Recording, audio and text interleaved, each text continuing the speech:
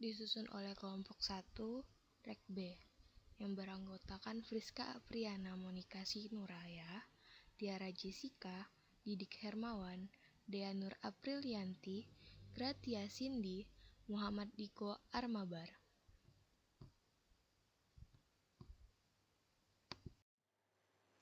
Tujuan percobaan atau sasaran pembelajaran praktikum ini adalah mahasiswa menguasai sifat-sifat dan klasifikasi lipid. Kemudian mahasiswa mampu mengidentifikasi keberadaan lipid dalam suatu zat atau bahan. Yang ketiga atau yang terakhir, mahasiswa mampu melakukan uji kelarutan lipid, uji keasaman minyak, dan uji kolesterol. Selanjutnya, bagian A atau definisi lipid. Lipid adalah sekelompok senyawa organik yang terdapat dalam tumbuhan, hewan, atau manusia dan memegang peranan penting dalam struktur dan fungsi sel. Senyawa lipid tidak mempunyai rumus empiris tertentu atau struktur serupa, tetapi terdiri atas beberapa golongan. Lipid mempunyai sifat tidak larut air tetapi larut dalam pelarut organik nonpolar.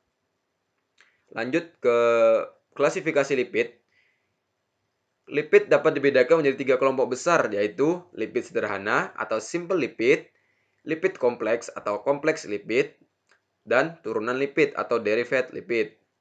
Yang pertama terlebih dahulu, lipid sederhana merupakan ester gugus asam lemak, sering juga disebut gugus asil dengan molekul alkohol dan gliserol. Lipid sederhana dapat berbentuk monogliserida, digliserida, atau trigliserida, atau biasa disebut triasil gliserol. Trigliserida merupakan lipid yang tersimpan dalam sitoplasma sel-sel adiposa. Lanjut ke yang kedua, yaitu lipid kompleks. Merupakan ester gugus asam lemak dengan molekul alkohol. Lipid kompleks juga berikatan dengan molekul yang lain, seperti asam fosfat dan senyawa nitrogen tertentu. Asam lemak tidak hanya mengalami proses esterisasi menjadi molekul lipid yang lebih kompleks, tapi juga dapat mengalami proses transformasi metabolik menjadi senyawa-senyawa baru yang disebut sebagai turunan lipid. Nah, yang ketiga tadi kan turunan lipid. Nah, itu dapat dikelompokkan menjadi beberapa kelompok besar seperti eikosanoid, isoprenoid, badan keton, dan lain sebagainya. Lanjut ke sifat-sifat lipid. Sifat yang dimiliki lipid itu ada 4.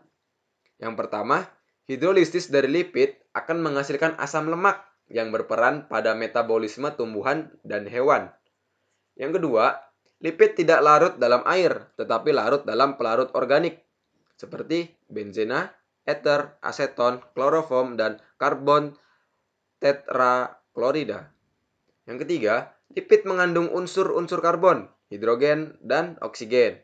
Beberapa jenis lipid juga memiliki kandungan nitrogen dan fosfor. Keempat, lipid tidak mempunyai satuan yang berulang, tidak seperti karbohidrat dan protein. Lanjut ke kelarutan lipid, lemak dan minyak tidak larut dalam air, tetapi sedikit larut dalam alkohol dan larut sempurna dalam pelarut organik seperti ether, kloroform, aseton, benzen, atau pelarut nonpolar lainnya, seperti yang dijelaskan di atas tadi.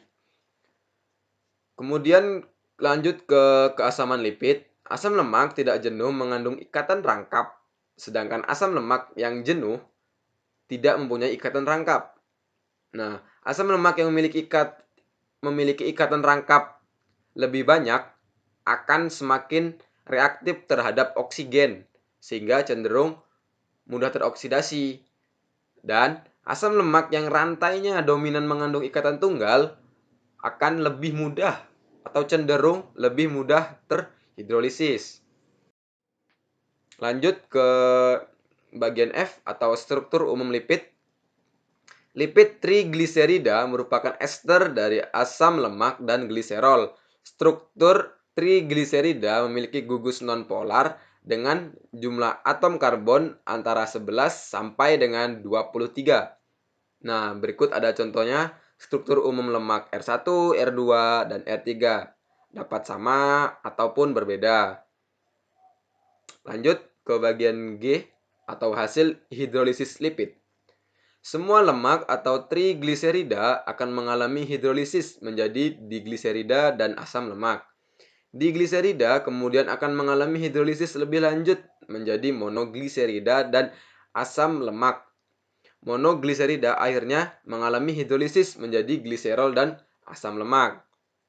Nah, berikut contohnya. Berikut ada trigliserida. Dia pecah atau terhidrolisis menjadi gliserol dan plus asam lemak. Lanjut ke kolesterol. Kolesterol merupakan komponen struktur membran sel dan merupakan senyawa tidak dari hormon steroid, vitamin D, vitamin D3, dan garam empedu. Kolesterol disintesis secara de novo di dalam hati dan sel epitel usus dan juga dapat diperoleh dari lipid makanan. Kolesterol adalah, pengertian yang lain, unsur utama dan membran plasma. Kolesterol telah memberi efek atau memberikan pengaruh pada sifat titik membran dan karenanya dapat digunakan untuk meminimalkan pengaruh suhu pada struktur membran seperti lipid polar. Kolesterol bersifat amprilatik kepada polar kolesterol ini kecil yang terdiri dari 3B hidrokin group. Lanjut ke alat dan bahan. Alat yang digunakan pada praktikum kali ini adalah yang pertama, tabung reaksi, penjepit tabung, pipet ukur 10 ml, pipet tetes, porselin tetes, dan kertas lakmus atau indikator pH ataupun pH meter.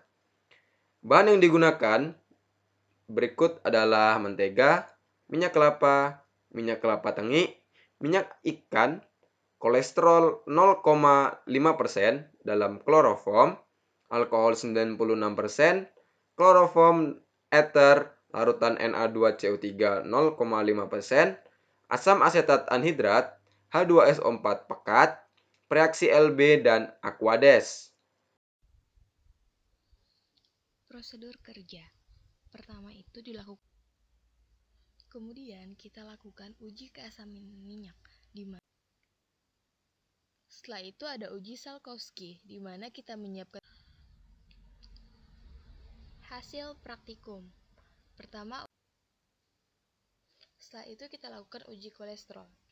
Yang pertama, uji Salkowski. Yang pertama itu, kemudian kita lakukan uji keasaman minyak. Pembahasan. Lipid merupakan senyawa organik berminyak. Lipid yang berbentuk padat dinamakan mentega. Uji kelarutan lipid dilakukan dengan cara memasukkan tabung ketiga berisikan N-heksan dan minyak. Kemudian uji kelarutan lipid. Pada percobaan kedua lalu kita lakukan uji keasaman minyak, yaitu menggunakan sampel minyak kelapa. Uji kolesterol yang digunakan menggunakan sampel minyak kelapa pada tabung 1 yang berisikan minyak kelapa berwarna putih dan terdapat. Lalu dilakukan uji Salkowski, di mana kesimpulan yang kami dapatkan. Yang pertama, lipid dapat larut. Sekian dari presentasi yang telah